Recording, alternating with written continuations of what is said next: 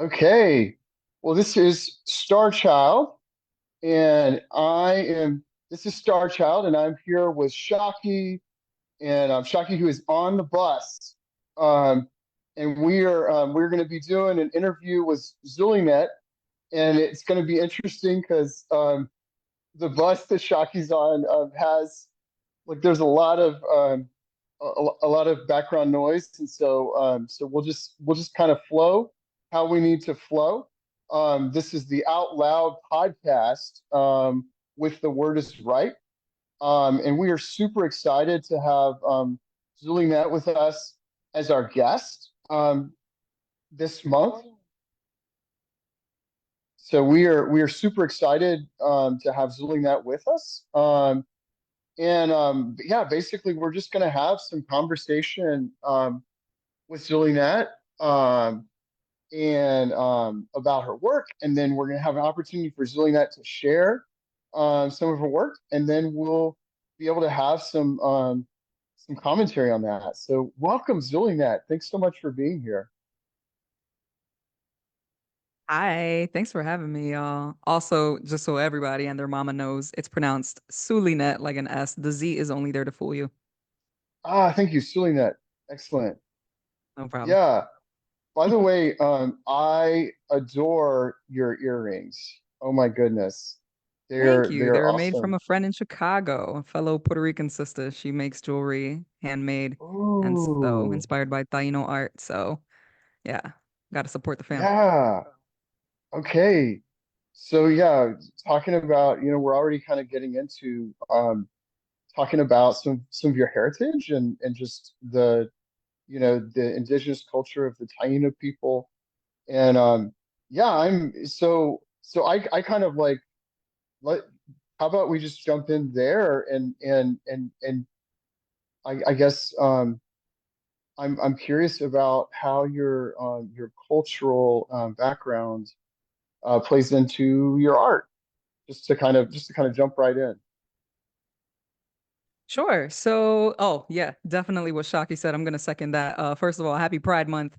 Yes. Pride is all year round if you're doing it correctly. And so my background is I am Puerto Rican. Taino is the name of the people of the island of Puerto Rico before it was called Puerto Rico by the Spaniards. It was called Borican before then, as far as we know. And in terms of identifying as Taino, I do not. Um, but that is because I am not currently trying to reconnect in that way actively. If I were, then that would be a different identity. Hope to do that sometime though. And then in terms of how that influences my work, um, I think I'm still in the place of figuring that out and reconnecting with who I am, who I come from, where my people come from, and the struggles that have historically happened among Puerto Rican people with our relationship with the United States, with being the oldest colony in the world. Um, and uh, there's a lot of rebellion and heart that comes from the island, that comes from that story that is still happening to this day because we are still a colony of the United States. Um, and that shows up in my work through it shows up in my visual work with the symbols that I use. It shows up in the poetry that I use. A lot of my poetry is rebellious. A lot of my poetry is about um, social commentary, about political criticism, and I'm sure a lot of that is rooted in the people that I come from and the struggles that we have on the island that are connected to the struggles that are happening across around the world, honestly. Yeah, you mentioned the people who you come from, and so I'm curious about bringing that in, the scope of that in a little bit tighter, and maybe learning about your family and or any other kind of influences who have shaped you into becoming the person you are. Sure. So I grew up I was born in Chicago, and that is very much tied into my identity. Um, because it's the beginning of the story. Um, but I grew up moving around a lot as a young person. Probably probably around a dozen times. So I've seen a lot of different places in the US, and in Puerto Rico. And that's had a big influence on my writing style. It's had a big influence on the topics that I speak of. In terms of my family, I have a humongous family, and nobody, that's funny, I posted about this on Instagram the other day. Nobody in my family would necessarily consider themselves an activist, would necessarily consider themselves like politically engaged. And by that, I mean nobody. Um, and so a lot of the learning that I did, I had to kind of do on my own, but then it also helped me to recognize the still very political things that were happening personally in my family and in my family dynamics. A lot of the learning that I did started actually with a summer job when I was 15 or 16 years old. It was at a research institute because that's what teenagers do for summer jobs. I kind of stumbled on that by accident, but um, during that summer program is where I was introduced to systemic, to looking at systems, to looking at issues systemically, to seeing how these dots all sort of connect to each other, and that made me then look at what was happening in my own family, the traumas that were happening in my family, the dynamics, the relationships, how women were treated, looking at that through the lens of culture and how that played with how women were treated, how men were treated, how queer people were or weren't treated. To this day, my family still thinks I'm like the only queer person in that whole family, and it's like a lie. Uh, but um, but yeah, in terms of that, that's one way that my family has influenced my artistry, but also I come from a big family that nobody would also consider themselves an artist, even though almost every single person was an artist in one way or another, whether it was cooking, sewing, making clothes, farming.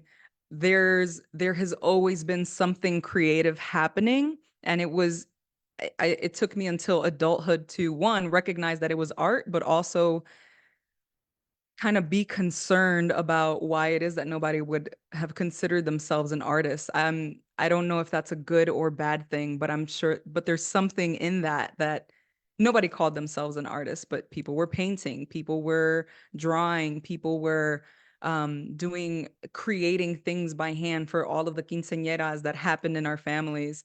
Um, and so creativity was always there, my entire life. And it took me a really long time to step into the label of being an artist myself. And I think it was influenced by that, by the fact that nobody else considered themselves a creative. So it took me a long time to take on the title of being a creative at all. Are you able to hear Yeah, me well, or is it still loud? Are you able to I hear me? just heard, sorry, I just heard like two uh-huh. voices. Yeah, go ahead, Shaki. I was asking if you guys could hear me. Yep, just fine. Yeah, we can. We can. Um, so I was really happy when I asked Zulynette to come on the show. I said, you know what, I'm sorry. I didn't even ask if you were queer. And she goes, I'm queer as fuck. Which is usually my answer when people ask Hell me. yeah. But how we've talked a little bit about your activism and activism. You've been very um, vocal on social media about the war in Gaza and such. Um, how does your queerness, um, I want to say, seep its way into that and into your work? Because they go together, right? Some people may not think that they do, but they do go together. So can you talk on that a little bit? Sure. So I think in order not in order to be queer, but I think to be queer means to have a responsibility in terms of being at the forefront of. I think queer people have always been at the forefront of liberation movements across the world, no matter what the like main issue was, whether it was queer topics or not. Um, and so that paired with my background, my being Puerto Rican, these things come together. And for me, it's planted a seed of responsibility, like for my fellow human beings. Whereas there is there's one school of thought that's like, if it's not happening to me, then it's not happening. Or if it's not happening to me, then it doesn't really matter if it's not impacting me. And for me, it has gone the opposite way, where if it's not happening to me, it is still my responsibility to stand up for, because my fate, my liberation, whether it is my queer liberation, my liberation as a woman, my liberation as a Puerto Rican, it is tied to other people's liberation, whether they are in Palestine, in Sudan, in Hawaii. It's all connected. And I think the more we talk about the commonalities of our struggles, whether it's gender, whether it's you're queer, whatever the case may be, the easier it'll be for us to pull at the threads when we realize how interconnected our freedom is, because I can't be free while somebody else isn't. It's impossible. And the idea that anybody thinks that they are without everybody else coming along for the ride is just a fallacy. I think I answered the question, but let me know if I didn't. Yeah, well, and I just feel like, yeah, I love what you're saying. And, um, there's something like, I feel like as I've really gotten into my queerness, um, I'm with the rebels, like there's something it feels innately rebellious, but like, and it's only a rebellion of being authentic, you know, Mm. but there's something that in that rebelliousness that makes it so, like, why the fuck wouldn't I, be trying to figure out who's getting shitted on and like be in solidarity with them, you know? Think queerness holds a And lot of power to be imaginative, because it says fuck mm, you to everything. It says fuck you to how we should dress, how we should act, what gender roles are or aren't. I should have asked if I should cuss, but also, like, I'm an adult. I'm gonna use adult language. Um, do it. Please do. but it does. It Yeah, says fuck, fuck you fuck to all of those Spotify. things. So in Yeah, terms of imagining a new world, which is the point of all of this, like right. all of the fighting that we're doing, we need to be able to imagine something else, something different, something better, and queerness does that already. Yeah, like, and when you talk about like, a new world, coming into being, it it's so interesting. I mean, one of the things that's just kind of always fucked with me as a queer person and as a former pastor is I feel like all that shit that Jesus was talking about, like the place where I see that happening is like in these queer spaces and in these radical movements, and I'm Right. just like, you know, wow, what if, what if the church hadn't become the Roman Empire, like it just got swallowed up into it, and it was like, maybe at the beginning it was also queer, like, I don't know. But I'm curious about your, just like, your spirituality, like in general, and how that kind of interfaces with your queerness, or however you define spirituality. Anything that's organized, I sort of run away from. Uh, Uh, I run in the opposite direction. Because usually I'm gonna run into something in that is uh dehumanizing to me or people that I love in some sort of way, or has been historically used to oppress me or people that I love in some sort of way. So I tend to run in the opposite direction of anything organized. Which means my spirituality is disorganized. If I could sum it up in a nutshell, that would probably be it.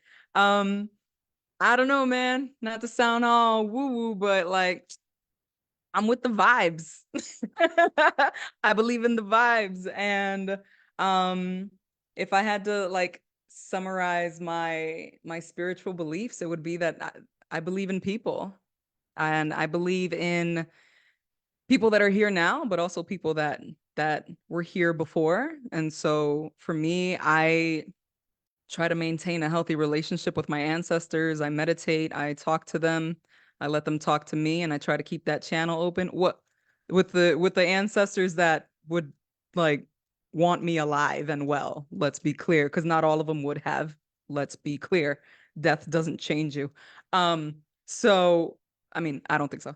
And so I think that's where the realm of my spirituality sort of lands. I grew up um for the most part, Puerto Ricans are Catholic, so I grew up Catholic, but my mom loved to bounce around to different churches. I have been to Southern Baptist churches. I have been to, oh Lord, Seventh-day Adventist churches. I have been to all sorts of churches. Um, and they never really fit. I had a lot of questions that nobody was really willing to answer for me. Um, and some of the first initial questions that I had, even as a child, they had to do with queerness long before I knew that I was queer. And the discomfort that I felt pop up in the room when I was asking questions was probably the starting point of me leaving organized religion and just kind of finding my own thing. Yeah, I You just said love that. first I want to say what's up, Dougie Fresh. Snuck in a little late there. What's up, buddy? Hey, what's But going on? Yeah. Hey, what's going on? I'm just listening. Second, I'm listening to this. Yeah. Yeah. you said when he asked about your spirituality, I believe in people, and it's surprising that you can still say that. um, I'm in the middle of a COVID nightmare right now because I forgot to pack a mask. I'm freaking out. But that was one thing that I noticed about you when we met in Charlotte. Like you didn't give no fuck. She was like, I got my mask because this shit is still going on. And I believe you, And like I always feel like when I had my mask and I got there, no one had a mask on, and I was like, all right, I look like a weirdo. But you were like, I don't give a fuck. This is my house. This is my life. I do what I want. I love that. Correct. And I think I cut Starchild off. Starchild, were you about to say something?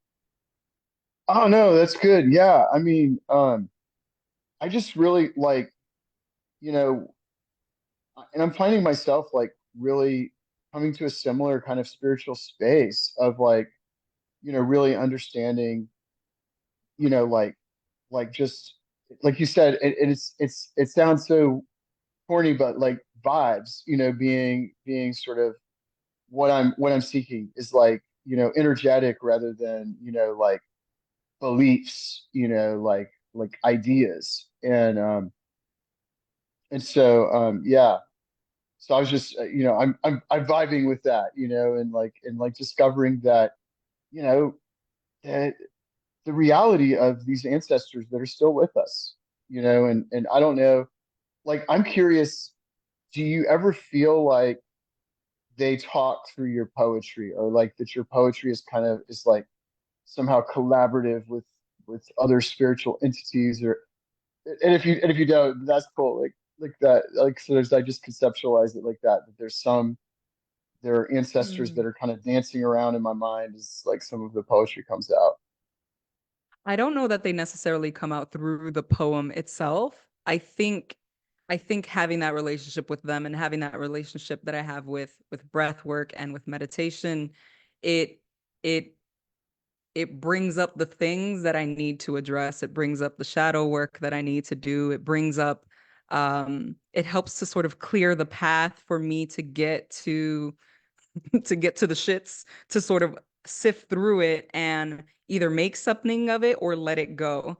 Um, and so I think that's the relationship. And then what I do with it is I decide to either make some artwork with it, or at least as of this last September or October, I've decided to make this next year just be about my words, about facilitating, about writing, about poetry, about my books, plural. And so that's the tool, that's sort of the outlet, but they help me sort of get to the place where I can even like express myself in that way.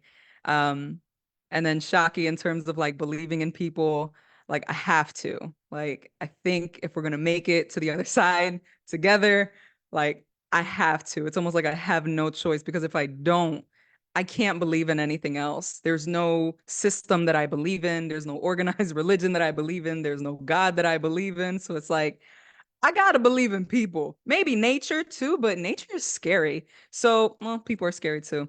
I gotta believe in people. And then in terms of the mask stuff, I've been thinking about that a lot because I'm thinking of Pride. And so I'm thinking of festivals and parades and how unfortunately a lot of people wanted to get back to a normal life after COVID and have, stopped taking care of each other. And I think it's radical. I think it's revolutionary to be like, no, I'm gonna still mask up because it's the right thing to do to take care of the people that are immunocompromised, that are disabled. And I wasn't always like this. I wasn't always considerate of the disabled community, and I still have a lot of learning and growing to do in all aspects. But that's something that has stayed with me. And on a very personal note, my partner had gotten COVID last year. Well, last December, and then she was sick for 4 months and for 4 months straight after that. So it's also like extremely personal to me to not be somebody that's getting somebody else sick. Even if it's for pride, even if it's for poetry, even if it's for money, like I have a responsibility to take care of other people because I want to be taken care of as well, even when you don't see anybody else with a mask.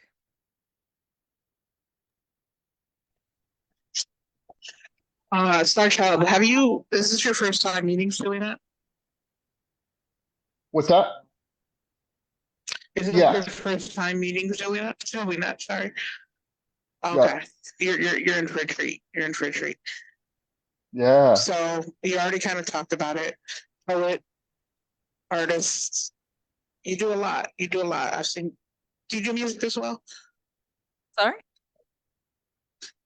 Do you do music as well? No, but I almost bought a guitar a week ago, but then I was like, oh, I don't have a teacher, so maybe I shouldn't. No, no, no, no. Don't look at me like that. I don't know how to play nothing. So it was just gonna be on a whim, spontaneous. Uh, But also guitars are expensive, so if anybody wants to donate me a guitar. Listen, mm, do it. If you go on YouTube, they have videos. Like, I'm not Prince yet, but I could play Hey There Delilah on off of YouTube, Yes. but That's how I artists also do. We just respect learn.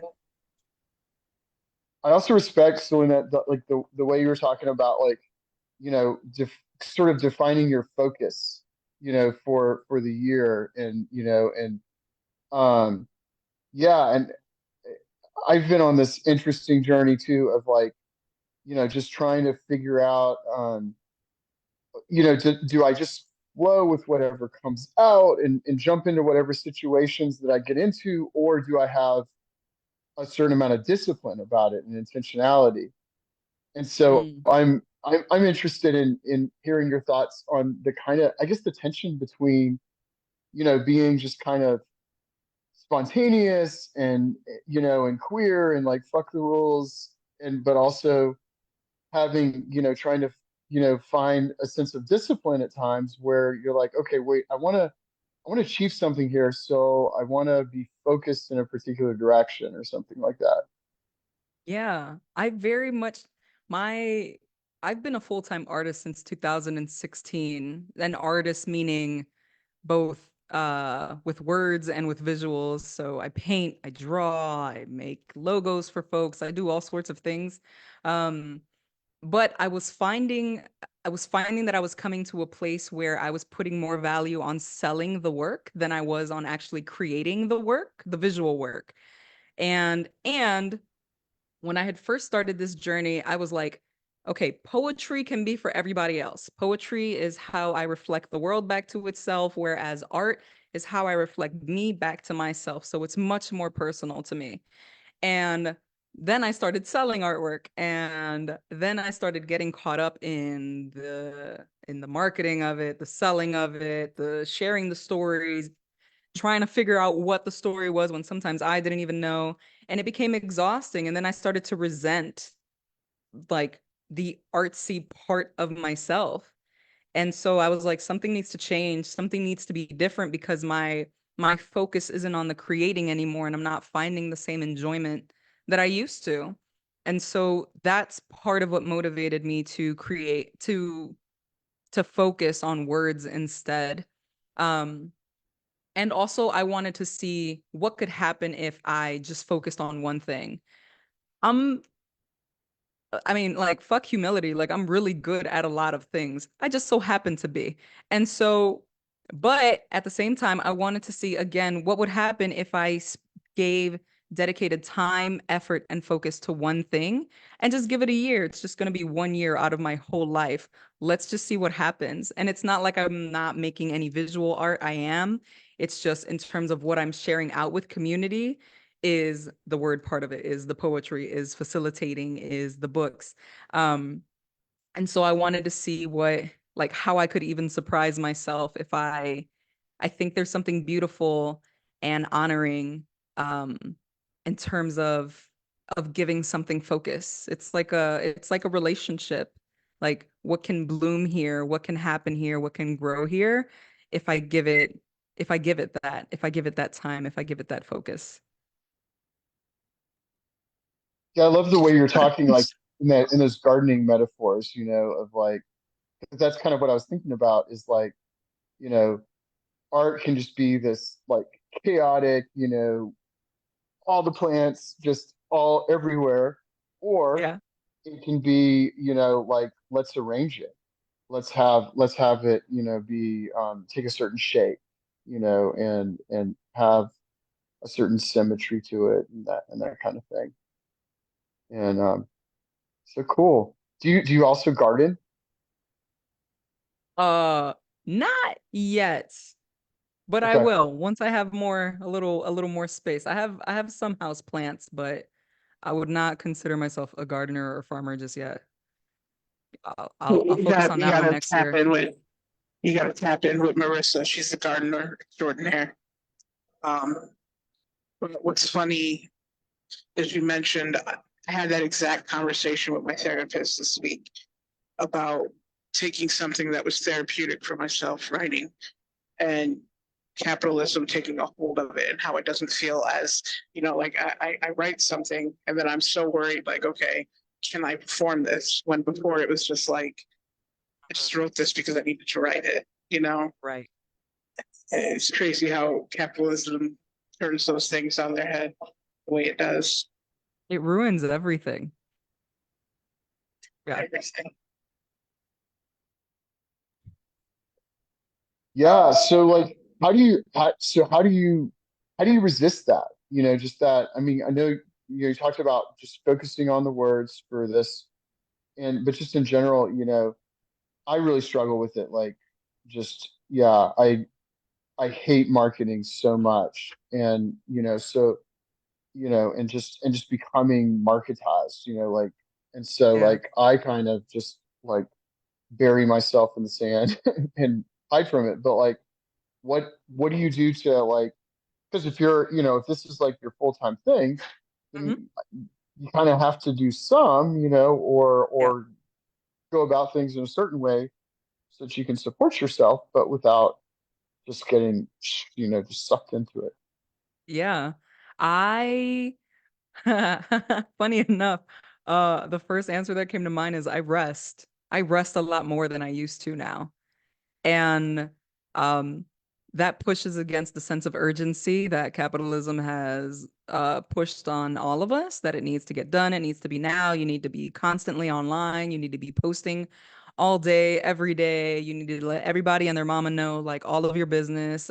They need to see your cats. They need to see your meals. They need to see this and that. And it's like, no, I'm good. I'm actually kind of like sleepy. I'm gonna nap. I'm gonna go read a book. I'm gonna go do life, like real life over here, and I'll get to y'all when I get to y'all. Um, so moving in that way has been really helpful. Also recognizing how it is that I work best and how it is that my energy works best, which is I work really well in spurts of energy. So I can't do 9 to 5. I don't know anybody that can or wants to do 9 to 5, but I can't do 9 to 5. Like, you could catch me from like 9 to 11, or like from 4 to 6:30, like I'll have all the energy for you. But after that, I am no good to you. I'm no good to myself. I'm gonna go read a book again. And I'll catch you on the next spurt of energy. So and that took a lot of years to learn because at the beginning of this, it started in 2016, going full time. I was very much the person being like, sleep is for the weak, sleep is for the dead, grind mode 24/7. Like, I very much was feeding into that mentality all the time. And all it did was make me tired. Um, and it always made me feel like I wasn't catching up enough, like I wasn't fast enough to keep up with everything or everybody. And then all of the like comparing that we do online with other artists and where they're at without actually knowing how they feel about themselves, or what their life is like. It's like, no, this is too much. So those were the ways and are still the ways that I am like really resisting. And also having a really good circle around me of people that remind me of my worth outside of what it is that I produce. Um, that remind me that I'm loved and cared for as a human being outside of being an artist or being a poet or being a teacher or being any of these other things. Like those are just an extension of who I am, but it's not who I am. Yeah, and I just think there's capitalism tries to make, art this kind of individualist achievement and this like just lonely ass, journey. But it's like, you were talking like just being rooted in a community. And I think that, you know, um the more that we can recognize like that our art comes out of this kind of more collective space, of like, Mhm. it's a whole community has invested in us and we're invested in each other. Like it just feels like that's when you can have a core like community like that, Yeah. then just seems like a healthier situation. For Cool. sure. We are reaching that time where you have 15 minutes. I want you to tell us everything we need to know about you. No, I'm just kidding. But I do want to hear some poetry. You could show some artwork if you want. Let us know if you like long walks on the beach, things like that. But you got 15 minutes. Do your thing. Okay. So let me start with my social security number. No. So I don't like long walks on the beach. I do like the beach, but I prefer to lounge at the beach. I prefer long hikes up mountains. I love mountains. Take me to a mountain and let's read a book up there. Um, I'm gonna just read y'all some stuff and maybe talk in between and all that good stuff. Yeah. Um, One of the first pieces I'll read to you, let's start nice and heavy. It's called Buell Street. It's from my book, uh, entitled Seeing in the Dark. And this is about, I'm going to give you all the trigger warnings that this is about disordered eating. There is mention of self-harm. There is mention of addiction. There is mention of abuse. So if you are listening, and those things are rough for you, please take care of yourself. They were nutrageous bars, chocolate nonpareils, fudge rounds, and Swedish fish. I cried almost every single day for $1, collecting pennies around the house. Fiendish behavior, I needed a fix. Bob the Builder was nowhere to be found. It became obvious stealing change would do because I had to eat. Self-soothed with sweets, how do you defeat an obsession that's natural? I have to eat. Addicted to the fullness, a sugar rush to slow me down, enough to crash into oblivion. Bring me cavity amnesia. I don't want to remember the lonely, and I need sweet company. So I eat. I need to disassociate from this body that I've learned doesn't belong to me. I can't defend myself from the fists or the spit in my face, but I can eat.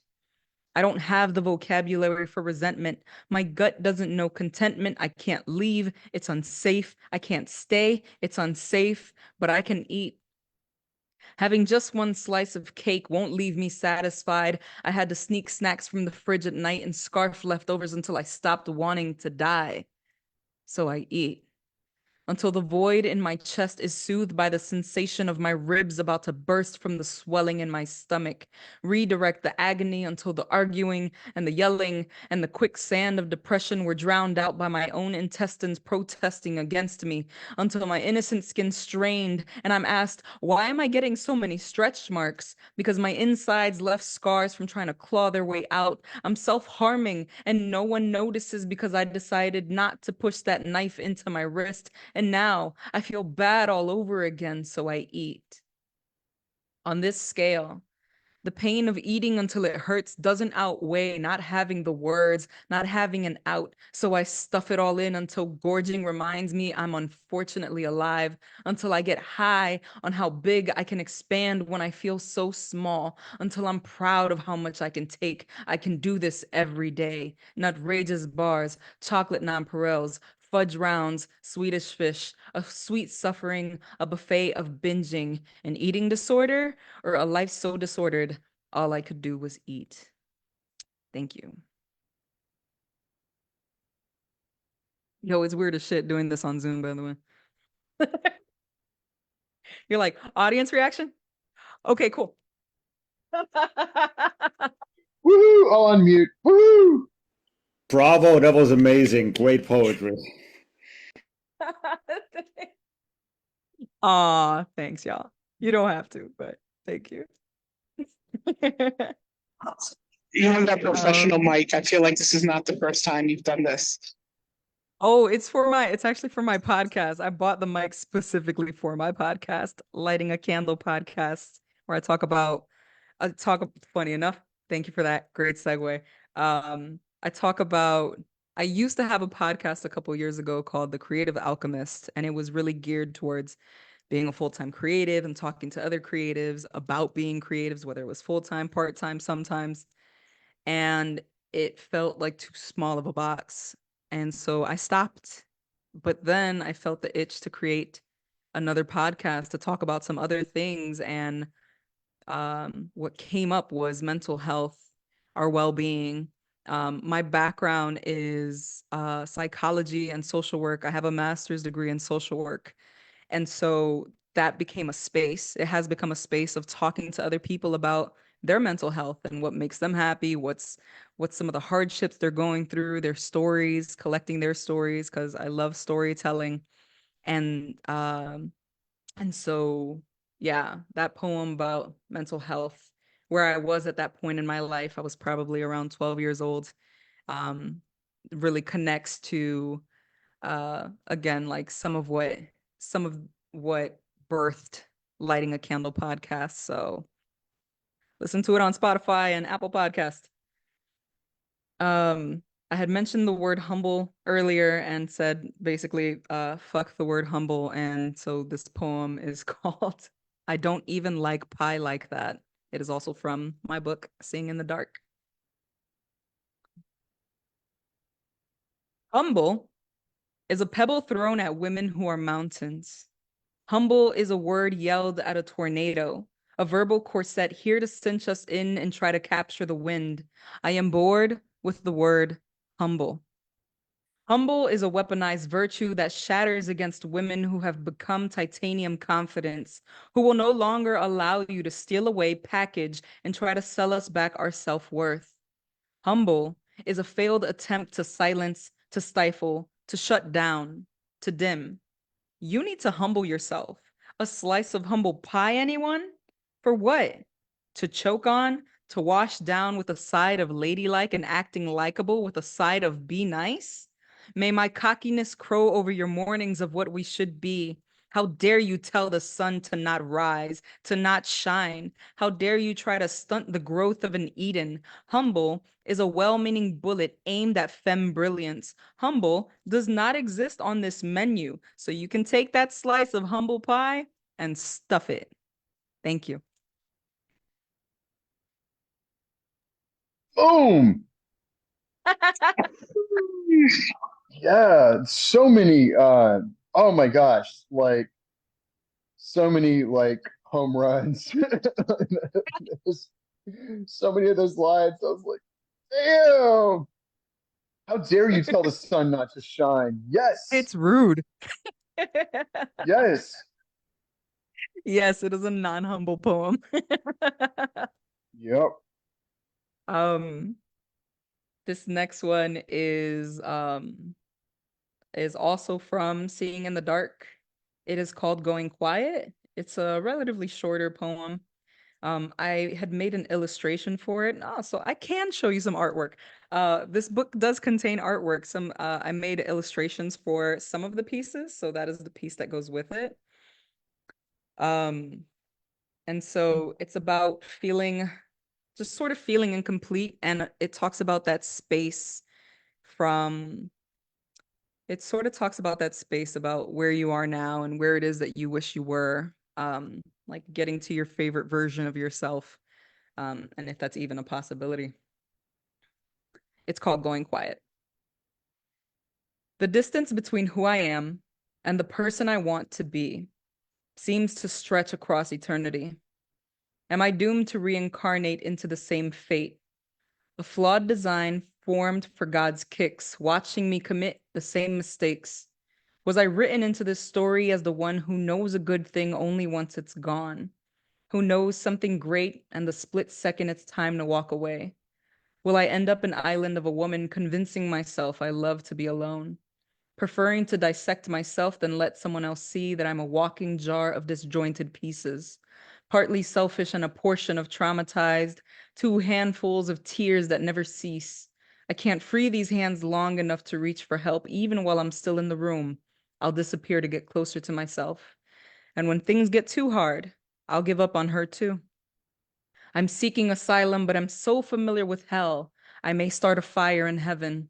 Easier to write about the chaos than the vulnerability, than how scared I am to open up. I'm hiding in plain view, a nightmare living her dreams, unable to recognize it. Thank you. Yes. How many more can I do? I need y'all to rein me in. Ain't got time for that. Huh? Now you got about 3 pieces.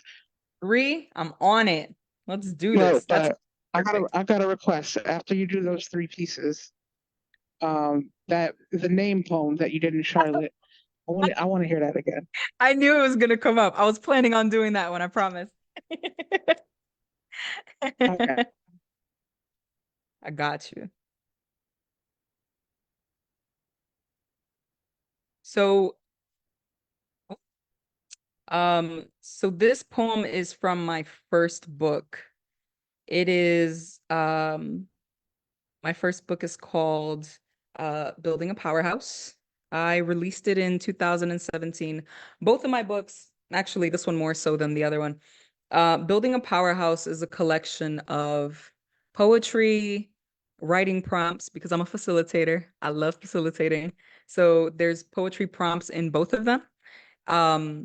But this one also contains a lot of journal entries, particularly around me making the decision to leave my full-time job.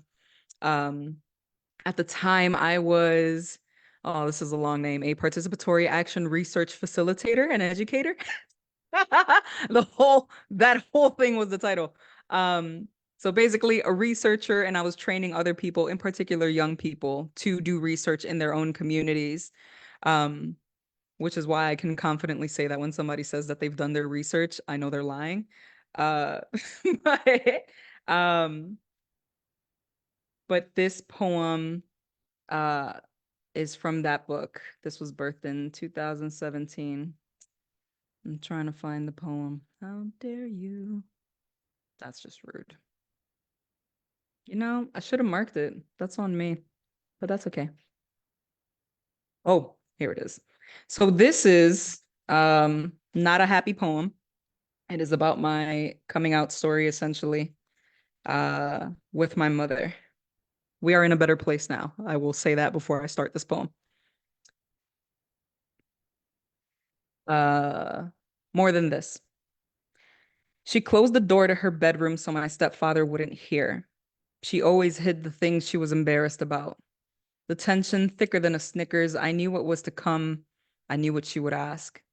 I was terrified, and honestly, a piece of my anticipation was rooted in excitement to get this over with. Walk across this bridge, have her piece together the clues I've been dropping for months now, pieces she and others in my family saw in me way before I did. Even though I've always been a bit of a misfit, not quite what they expected or liked, she looked me in the eyes and she asked, "Do you like girls?" Over the roaring of my heart screaming, hammering in my chest, I stammered and replied firmly as I could, "I like both women and men." Although that's not quite the entire story, but how do I explain to my mom over the sound of her tears raining down on me like the angriest spears cutting through all the ways I've ever tried to protect her from me? That I like everything? That I'm attracted to personalities and souls, that I'm magnetized to people's eyes and their demons and dreams, that I am drawn not by genitalia or what resides in their partition, but the poetry we can create together as humans, and that, truth be told, I don't really like that many people to begin with. She said, "You waited for me to get older to do this to me." An accusation from a woman whose trust has been broken enough to not know how to grow it even with her own children. There is almost nothing she hasn't charged me with, many of which I hadn't dared to do, some I had, but this was the straw that broke the camel's back, set it on fire, and murdered the rest of its camel family. She said, "They're making fun of you. Because sexuality is a punchline, because if it goes against God, it is a sin and a joke, because if we use religion as a convenient manipulation, because we must not love our neighbors but obsess over their opinions. We must care when they stare, when they spread gossip. Our lives are one big tea party, and now I have become the Mad Hatter. I am the spectacle to behold in the worst of ways." She said, "This is the worst thing any of my children has done to me." A Rolodex of all I had done right, things she should have been proud of, flipped at the speed of light in my mind. What about my degrees? What about having my own place in a car? What about being a decent human being? The worst thing any of us had done? A monumental list of shit my siblings had done rolled out in my mind to save face, to compare and contrast all they had done and how this infraction of mine would be minuscule. But no. No throwing them under the bus to make me appear better in the eyes of my mother.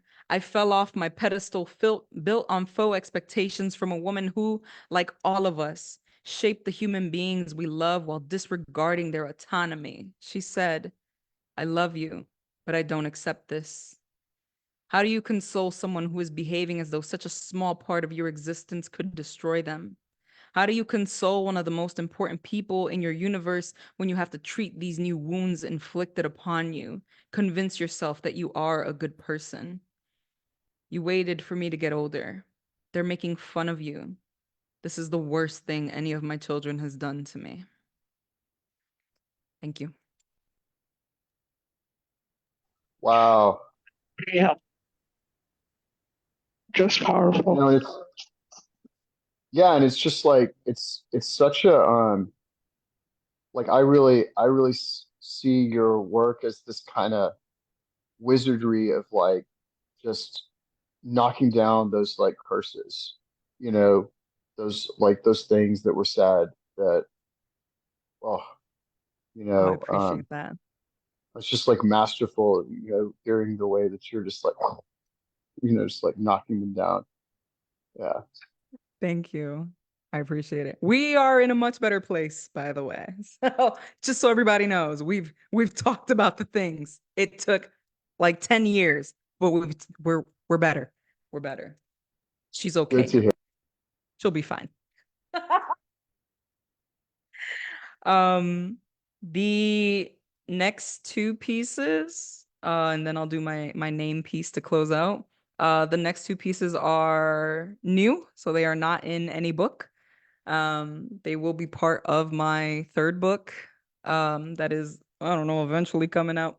I'm working on it. Um, so this is called The First Rule.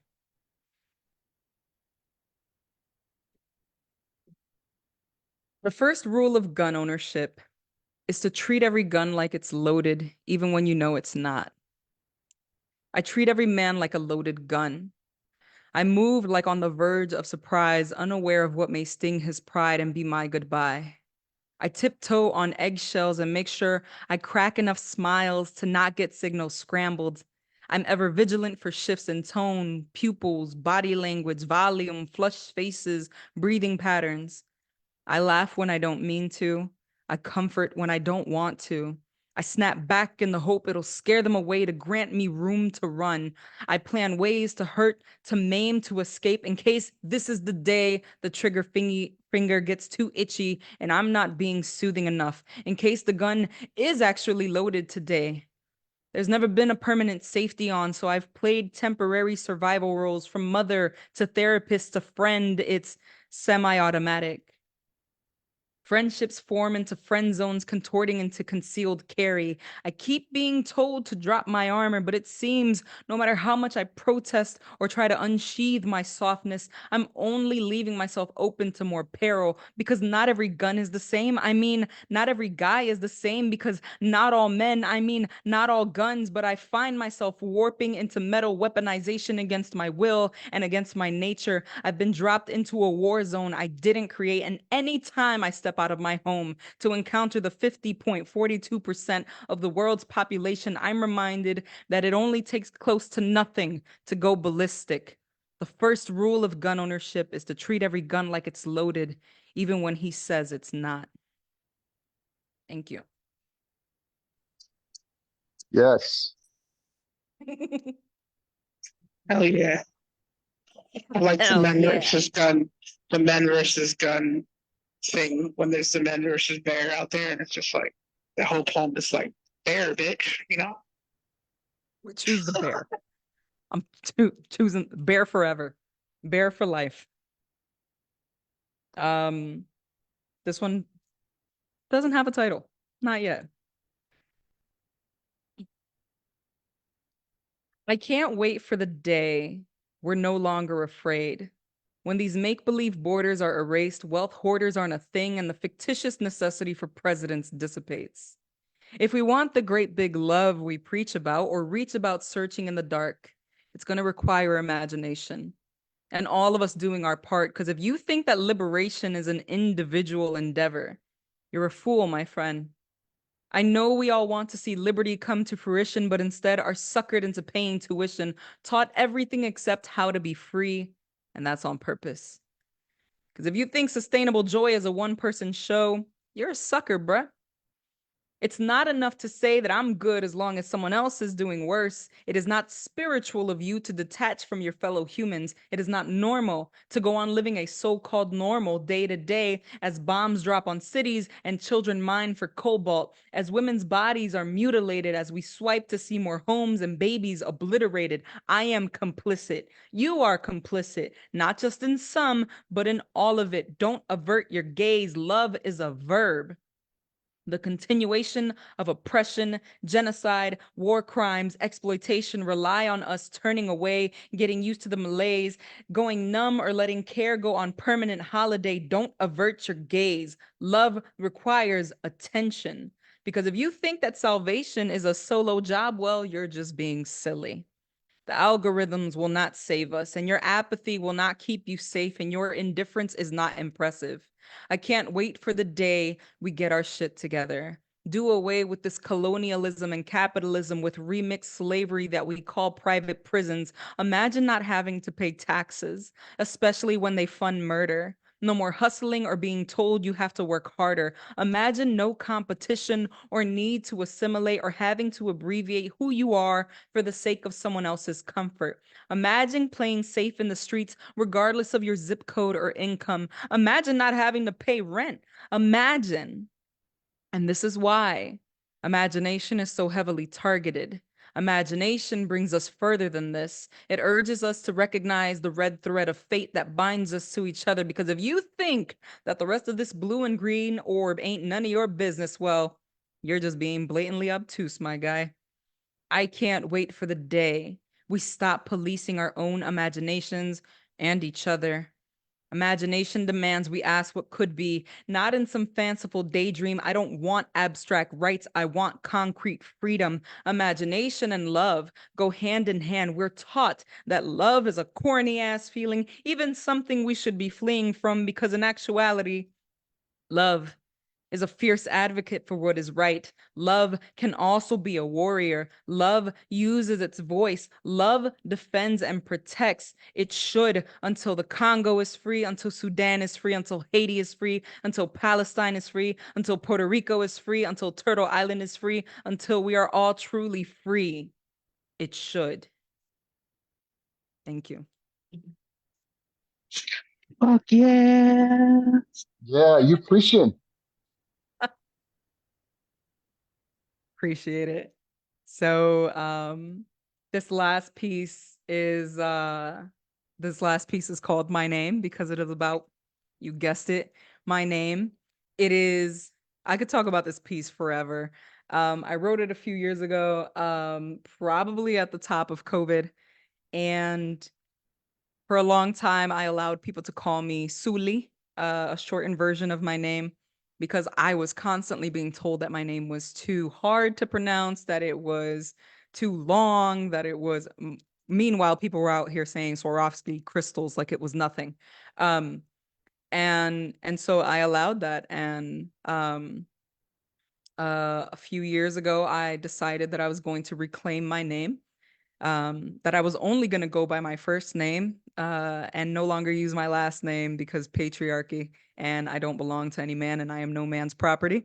So it was a way of honoring the women in my life. My mom is the one who gave me my name, who created the name. And so it was a way to honor her. And so I took my name back and now demand that everybody call me, most people, my nieces and nephews, they can call me whatever they want because they're my babies. But now demanding that everybody call me by my name. And also there's a line that is repeated in here that I'll maybe explain after the fact, but yeah, my name. My name wasn't meant to be said by lazy tongues. My name is a 3-syllable acrobatic feat that determines whether or not I can begin to trust you. If my name is something you can't speak, that means I don't fuck with you. Yes, it was made up by my mother, but plot twist Billy and Becky, all names are made up. Insulting my name by trying to alter it means you're insulting my mom, and you don't want this problem. Does your name mean anything? It was bestowed upon me with the responsibility to give it a definition. My name will not be confined by your dictionaries. You will not bring English ships to the island of my identity to colonize it. Zulynette, I don't even know what that means. No one knows what it means, but she's provocative. She gets the people going. My name wasn't meant to be said by lazy tongues. It does not roll off of the tongue easily to accommodate your fragility. It is gritty, coarse Chicago brick, a heartbeat. My name is a vocabularic rebellion, a fuck you to English and to Spanish. Mi nombre es la luna y el sol y bomba y plena y capicú y café y la tierra de Borinquen. My name wasn't meant to be said by lazy tongues. It questions the root of why some names are dubbed ugly, ghetto, difficult, and other names more beautiful, more professional, more traditional. To who exactly? Exactly. I am not sorry that my name isn't slathered in mayonnaise. Mi nombre es un caldo viejo de sabor, un paquete de sazón, un poco de adobo y un poquitito de sofrito. Let the flavor of it suffocate you. I get it. Some of y'all ain't used to seasonings. So allow me to reintroduce myself. My name is Zulynette, and you may call me Zulynette. Thank you. And that's Yeah. that. We're not ever call her nothing else.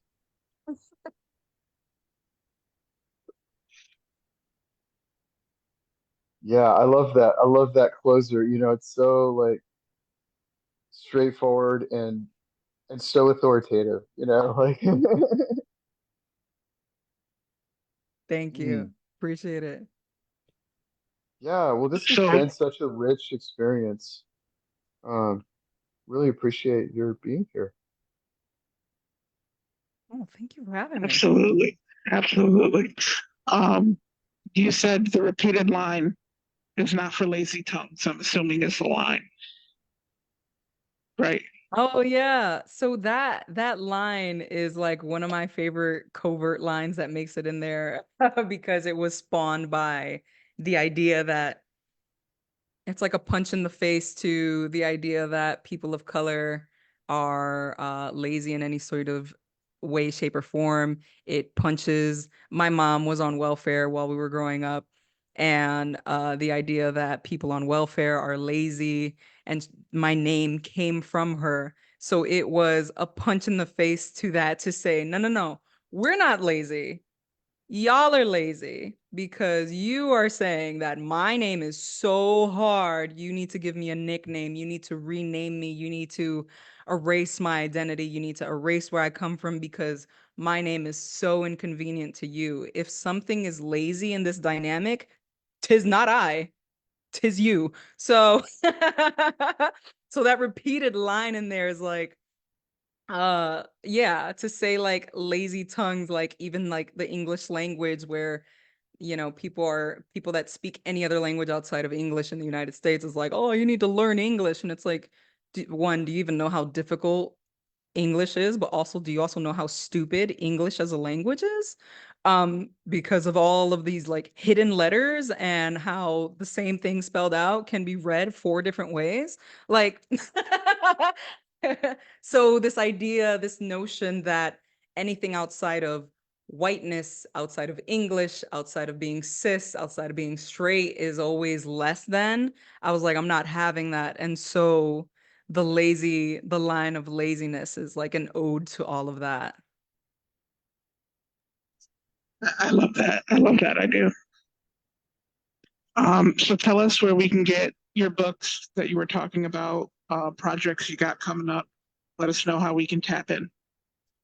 Yeah, so y'all can check out all of my work, including you can see more of my artwork, and you can purchase books and the artwork if you go to zulynette.com, Zulynette.com.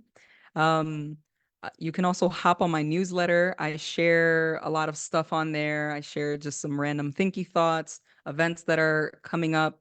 Um, and then in terms of what is coming up for me, there would be book number 3 will hopefully be coming out before the end of the year. And if all goes well, I will also be this would be up in Connecticut. So if y'all want to fly, hopefully I will be hosting my annual storytelling show called A Little Bit of Death. It is it centers BIPOC storytellers and queer storytellers around our stories of transformation, of grief, of joy, pains, changes, all that good stuff. And it's done in a private way. It's a ceremonial sort of storytelling event, and you'll never see it because the show is meant to die every year, so it's never recorded. Um, but you can attend in person and hold space in person. Bring your mask. Hopefully that'll be happening in November. That's a big deal. Yeah, other than that, I have some smaller projects that you can keep up with on Instagram. My handle on Instagram is at I am Zulynette. Yeah, that's where you can find me and appropriately stalk me. All right. Well, I do appreciate you uh, joining us today. I don't know what was going on with Dougie Fresh. I was just about to put him on the spot, but he left. He knew it was coming. Um, I just hope he's doing well. But I appreciate you coming through and sharing those pieces. I love your work, so any chance to hear it is just amazing. Ron, thank you for running tech for me today, and thank you to all of you guys for putting up with my travel. I apologize. It was a 2-year-old's birthday, and that's very important. You know, you got to go wrestle with the two. So, Thank y'all so but yeah, much. Starchild, you have anything else you want to say? No, I'm good. Oh, Yeah, I just well, I feel really enriched and blessed from this experience. So thank you, Selena. And yeah, Signed up. I signed Absolutely. up for the newsletter, so I'm looking forward to hearing I'm gonna more do it from once I you. get off here. But definitely go Awesome. out, support the artists, get the book, sign up for the newsletter, and reach out to us if you want a copy of the Out Loud podcast with The Word is Right and Red and Green Books. That's why we do this, right? For queer voices. And happy Pride Month, everybody. Happy Go out there, Pride. show your legs off, Happy Pride. and maybe some other things. But yeah, everyone have a great month. We'll see you next month.